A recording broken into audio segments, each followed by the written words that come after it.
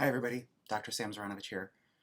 Um, Today I want to be a little vulnerable and a little exposed, which is not always easy for me to do, especially with people who I'm trying to offer guidance and help and healing to. Um, there's a habit of trying to man up and tough it out and not expose my soft parts, but that's not how healing works, and that's certainly not how the kind of guidance and leadership that I want to offer works. It's just a habit of growing up looking like a boy in our culture. So I want to talk more about negative self-talk. I'm going to be doing a lot of work with that over the next year, and I want to share a little bit about my story about it, so that you can understand where I came from and understand what it means to me that I've gotten to where I'm at now. Just so that you know that it's actually like possible, even when bad things happen, to get to a good place again. Uh, so, I had a bunch of surgeries when I was a kid on my legs that fixed a bone growth defect that was causing me a lot of pain.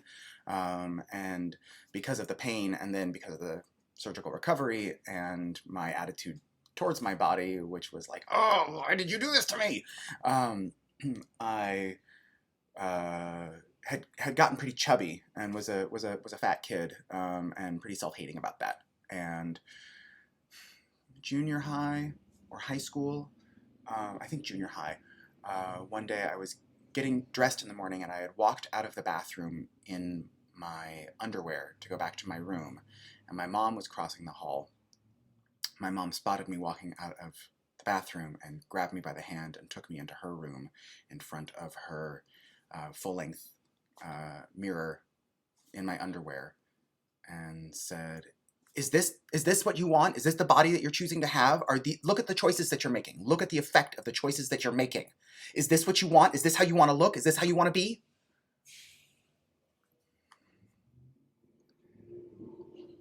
Okay, as an adult, I know that that was my mom's stuff about her body, just kind of leaking out onto me.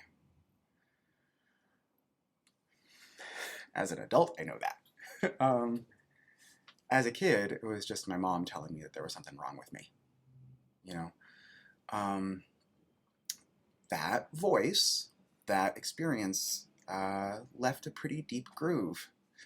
Um, and this is not to blame my mom and to paint her as a villain. This is to paint her as somebody who has been at least as victimized by our body-hating culture as I have been. It didn't change the way my body looked. It didn't change my behavior in a way that changed the way my body looked. What it did was change my beliefs about myself. So when I started to try to date when I was in my late teens, early 20s, it having that voice in my head, that belief that, like, look at your choices, look at the bad decisions you're making. These bad decisions make you, in some fashion, objectionable, if not unacceptable. And having that sort of loop in my head meant that when I started trying to date, if I met people who were not attracted to me, that was concrete evidence that there was something wrong with me. But if I met people who were attracted to me, that was concrete evidence that there was something wrong with them. Which made dating very tricky. It took me years, like over a decade, of concerted, deliberate work, which I started in my mid-20s, to get to the point where I could have moments of looking at myself in the mirror, in the full-length mirror, and liking what I saw. By learning how to change the way I thought about myself, I learned how to take better care of myself. I in fact, was inspired to take better care of myself, because instead of look at the choices you're making, is that what you want? Is this the outcome that you're looking for? Is this who you want to be? I have gradually replaced that voice with one that at first was, hey, it's okay to be kind. You don't have to do that anymore. And then to, hey, what happens if you look for something that you like about yourself? And then, hey, these things are great about me. To, hey, these other things are okay. To, in fact, maybe they're better than okay. Maybe they're good. Maybe, oh, maybe I'm great how I am. Maybe, in fact, I am a miracle.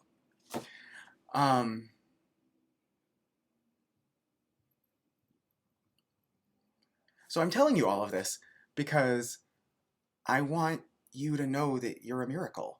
And I don't mean like some beardy guy in the sky said fiat you and you came into being.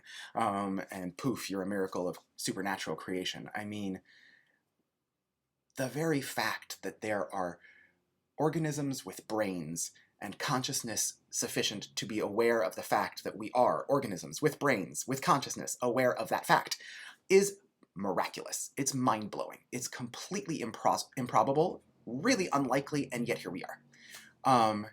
And I can choose to either pay attention to my shortcomings, which do need to be acknowledged. I have them. I'm aware.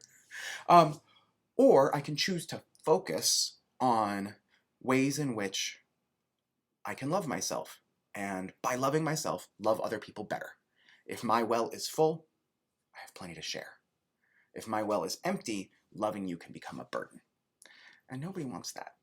So for me, ultimately, my self-talk, my self-care practices, my even like the totally over-the-top, if you haven't seen it yet, I have a new PDF that I just produced and I'm giving away on my website, of how to take a compliment like an unapologetic genius. And it is ridiculous. It is completely ridiculous. It starts with stop deflecting compliments by saying, oh no, I'm not enough. And it ends with when somebody gives you a compliment, you tell them how very intelligent they are to have noticed.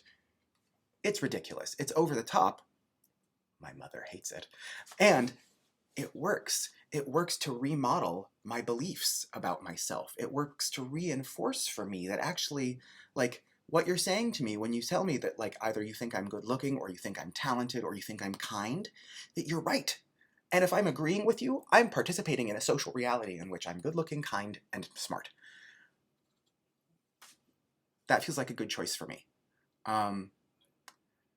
So, with all of that said, that's where I'm coming from with this new body of work that I'm building. If you're interested in moving yourself from thinking of your body as broken or fundamentally flawed or having betrayed you,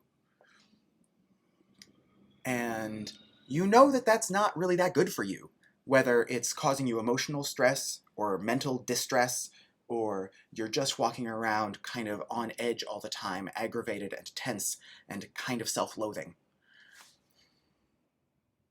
I have some tools that might soften that and help. And if you are interested, then please get on my mailing list and I will keep you abreast of the things that I'm doing.